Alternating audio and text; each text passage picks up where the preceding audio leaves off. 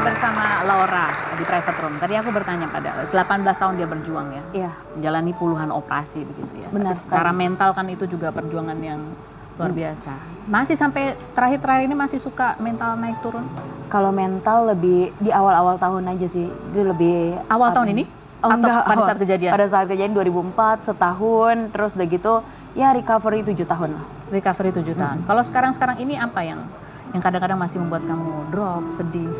Yang membuat drop sedih sih pastilah, maksudnya seorang wanita, terus dengan keadaan yang physically-nya aja juga nggak sempurna. Pasti kan ada sisi-sisi di mana kan kita sebagai wanita yang mulus aja, yang cantik aja kayak berasa masih ada yang kurang gitu kan. Terus di samping itu juga aku juga banyak hal yang harus aku handle gitu sekarang, apalagi sebagai seorang entrepreneur. Ada growing publishing, ada Larisol, ya puji Tuhan banyak karyawan yang harus dikelola. Jadi pasti tekanan, tantangan, belum lagi juga belum menikah gitu kan, pasti juga dari segi hubungan pasti. Itu yang kadang-kadang masih bikin sedih gitu ya, kembali sedih. Betul. Tadi Laura sempat cerita juga, ini saking ada banyaknya ya, lowest moment tuh banyak sekali. Sampai kadang ada beberapa yang dia pilih untuk di-erase aja deh gitu. Iya, benar. Dan kamu lupa sama sekali. Lupa. Ada poin yang paling menyakitkan, mungkin pernah ada hubungan yang dimana orang tuanya kurang setuju gitu kan. Dia kan operasinya banyak banget gitu. Kamu siap untuk kalau kedepannya kalau ada apa-apa, itu menyakitkan juga. Terus ada juga yang ngomong, oke, misalkan kalau lagi dalam ada diskusi atau pertengkaran, oke, saya akan cari wanita yang normal. Kan kayak itu, waduh, ini kayaknya nggak oke deh kalau kayak gitu. Ya biarpun kita udah sering kali ngadepin yang big moment dalam hidup gitu kan, tapi kalau ada kayak gitu ya udah saya pikir oke, ini kerikil. Ini kerikil. Kalau sosok yang berikut ini? Oh. Ya, almarhum Papa. Papa meninggal di tahun 2012. 12. Yes.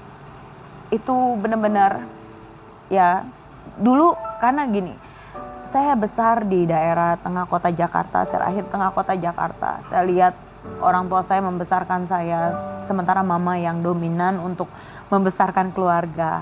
So kadang-kadang saya sama papa ya kurang akur dalam hubungan gitu.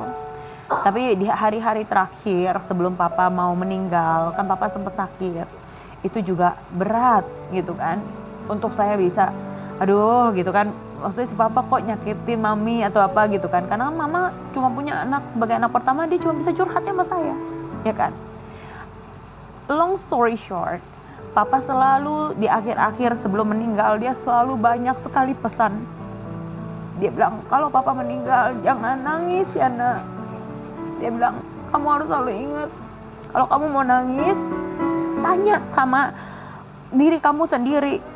Air mata itu untuk mengasihani kamu atau untuk menangisi kebesaran Tuhan. Kalau untuk mengasihani diri kamu sendiri, lebih baik kamu gak usah nangis. Karena kita punya Tuhan yang besar. Jadi gak usah takut.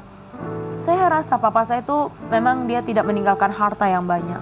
Tapi ternyata sekarang saya sadari bahwa dia meninggalkan iman yang luar biasa. Untuk anak-anaknya tetap tegak berdiri menghadapi tantangan masalah apapun yang anak-anaknya hadapi di depan. Dan terakhir yang aku ingat, setelah almarhum meninggal, aku ketemu dengan seniorku kan, yang waktu saya dirawat di Singapura. Jadi kan bareng sama seniorku kan dianterin. Dia bilang gini, tahu nggak, waktu pas kamu lagi koma, waktu kamu dioperasi, waktu pas aku dioperasi aku sadar papaku nggak ada. Aku emosi banget kan, dasar gitu kan, nggak bisa diharapkan gitu kan. Udah badan masih dalam keadaan lumpuh aja masih kayak gitu kan sama papa kan. Tapi ternyata hari itu papaku, dia stres luar biasa. Seorang lelaki dia tidak bisa memperlihatkan kepada anaknya dia stres. Dia jalan di orchard sampai nggak pakai sandal kan, saking linglung. Dia jalan di orchard. Dia bilang, dia netes terus air mata. Dia cuma bilang, aduh aku jadi papa bener-bener nggak bisa ngelihat anakku itu bener-bener nggak berdaya. Aku gimana jadi seorang bapak? Cuma karena komunikasi kita. Sekarang banyak banget pesan papa yang membuat aku tetap tegak berdiri. Itu juga jadi kuat. Dan tentunya sosok ini. Mana lagi? Yang sudah menyemangati kamu dan terus terus menyemangati kamu tadi yang seperti kamu cerita, Iya. mama kamu yang sudah tidak muda lagi, sedih atau banget. tidak pernah pegang komputer sebelumnya, bisa menulis. Yes. Nah, akhirnya kalian menulis setengah-setengah. Setengah-setengah. Luar biasa. Kita akan kembali lagi, jangan kemana-mana, tetap di Rumpi.